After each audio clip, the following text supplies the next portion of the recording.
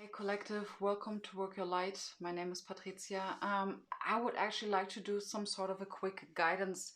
I don't know if I'm going to implement some tarot cards. I'm not pretty sure, but there is one thing that really just caught my attention in regards to the point of reflection.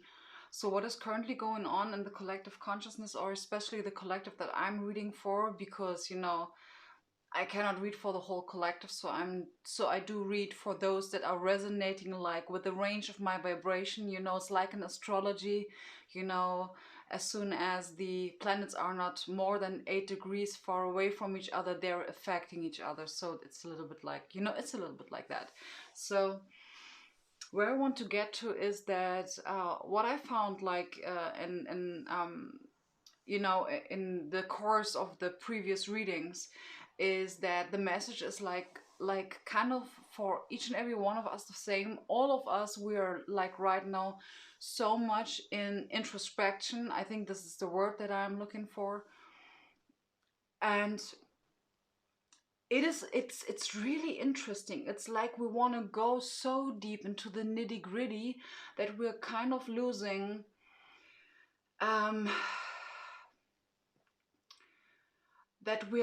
it's not losing, that we're kind of missing out the bigger picture, and kind of reminding ourselves about like, what is alchemy? Okay, what do we really take when we're reflecting? Do we take the universal laws into consideration?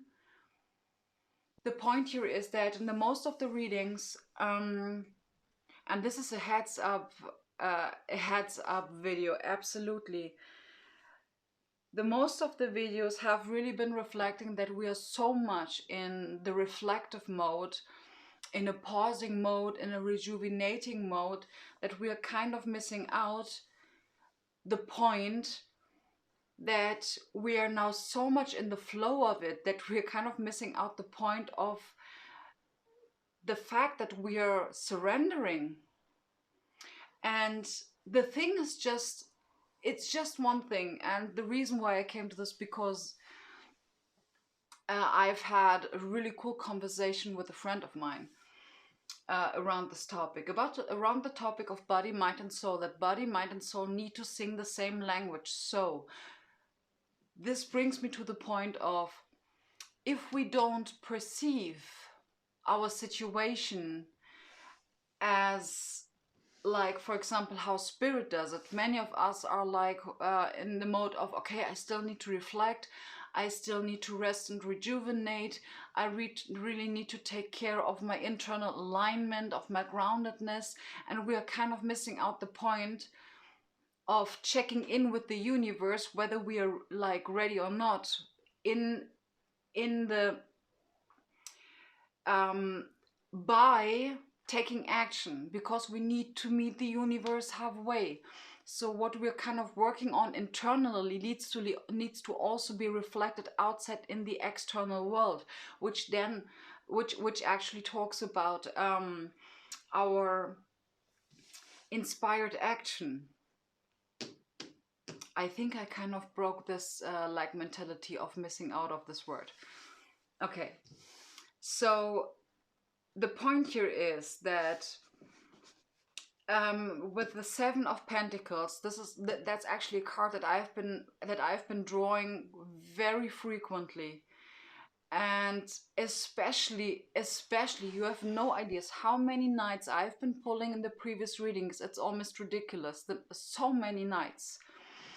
And all of these readings are talking about taking action, because our mind is actually already singing the song of a high vibration, okay? And our soul in any ways is singing a song of a higher vibrational timeline also.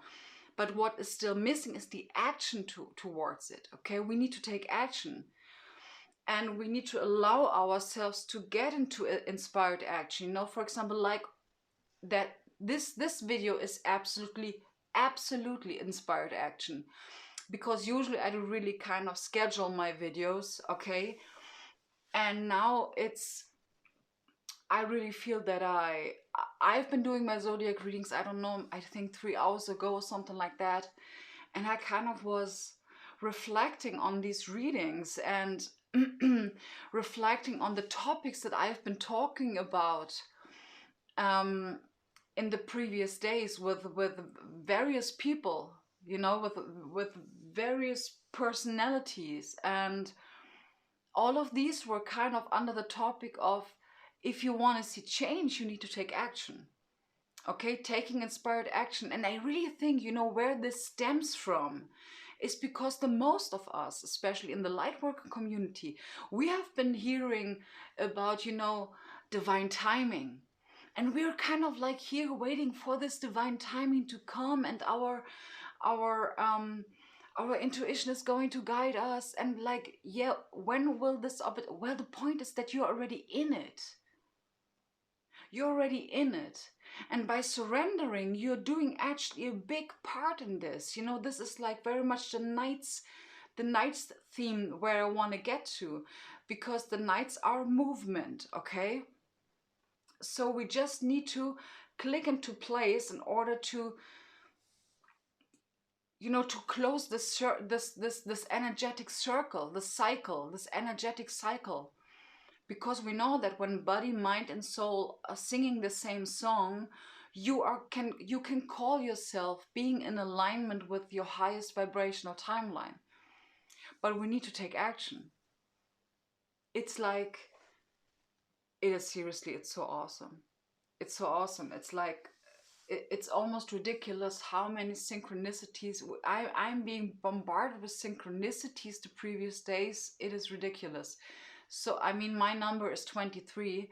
I just love this number, and number 17.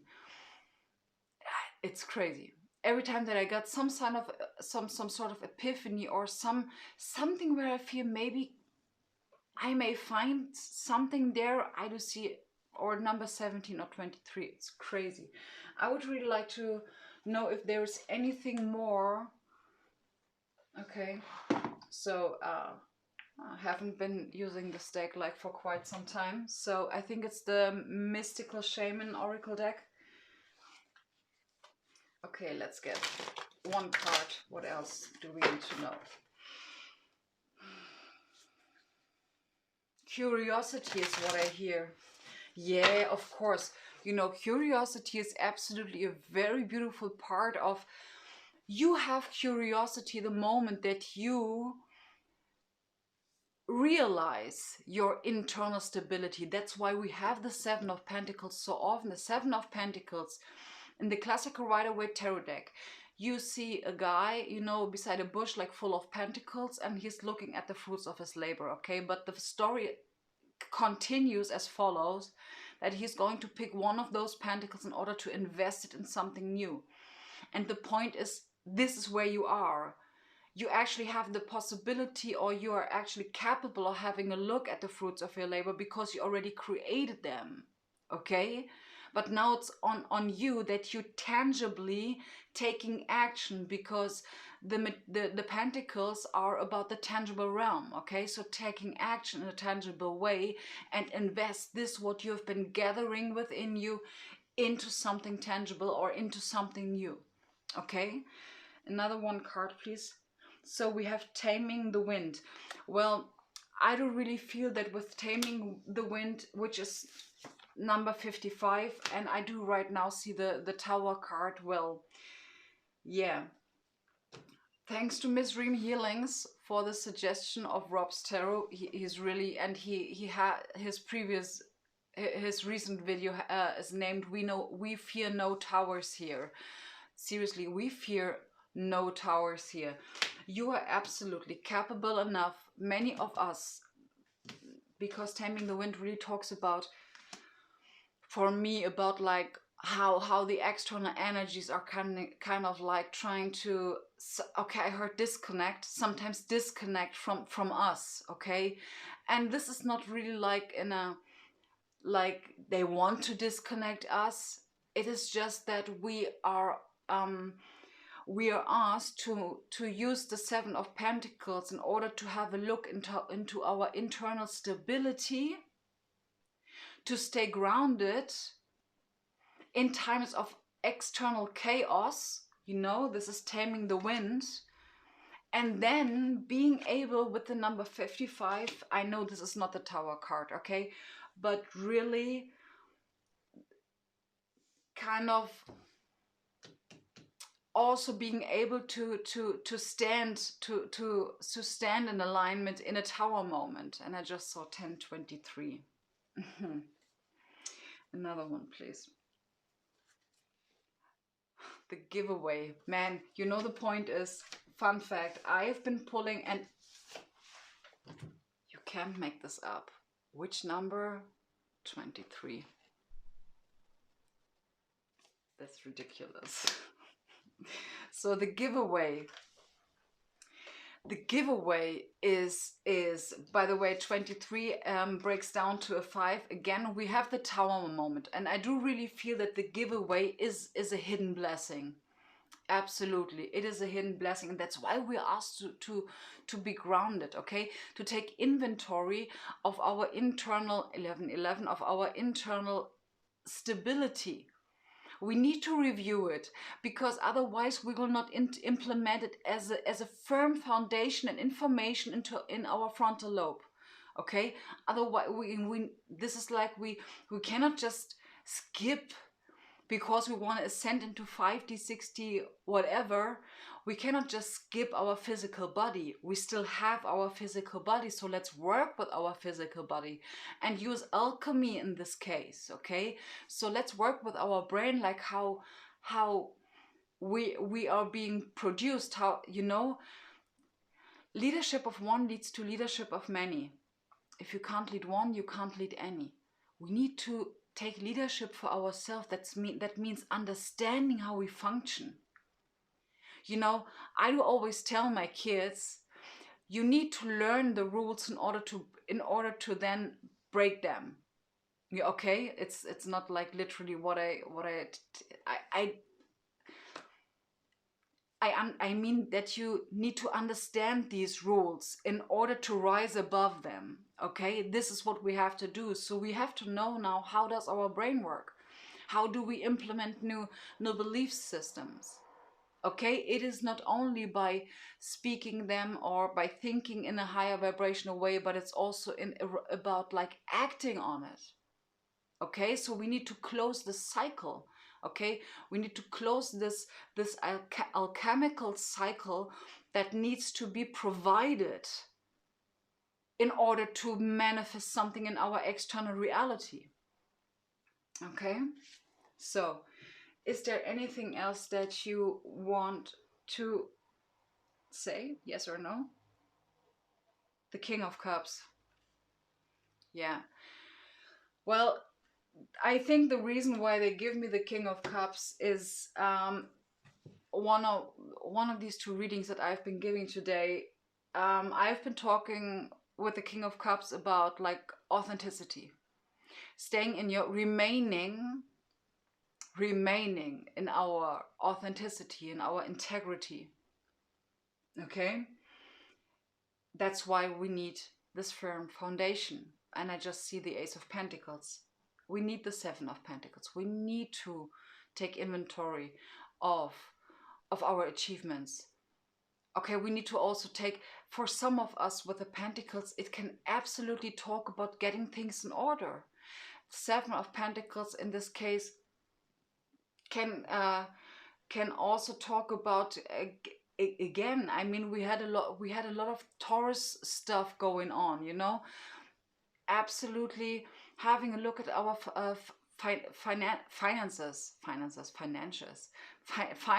okay, our tangible realm, getting things into order, maybe really start again doing some sort of divination and maybe doing moon rituals. I'm getting like a different frequency now on my right ear, so this is I think that's absolutely a point. Getting a little bit more again into the magical realm of spirituality, you know. Yes, of course, it is important for us to really know how our physical body is working, okay, and taking advantage of it, because that's our vehicle, okay. So let's take advantage of this knowledge. So if you ask me, I would absolutely recommend Dr. Joe Dispenza. I really like him. And yeah, nonetheless, absolutely, folks, we need to stay grounded in order to not only standing straight in the tower moments, you know, or really kind of remaining grounded in these tower moments, but also in order to stay in our integrity, okay? And being our most authentic self. Don't freaking dim to fit in. Never.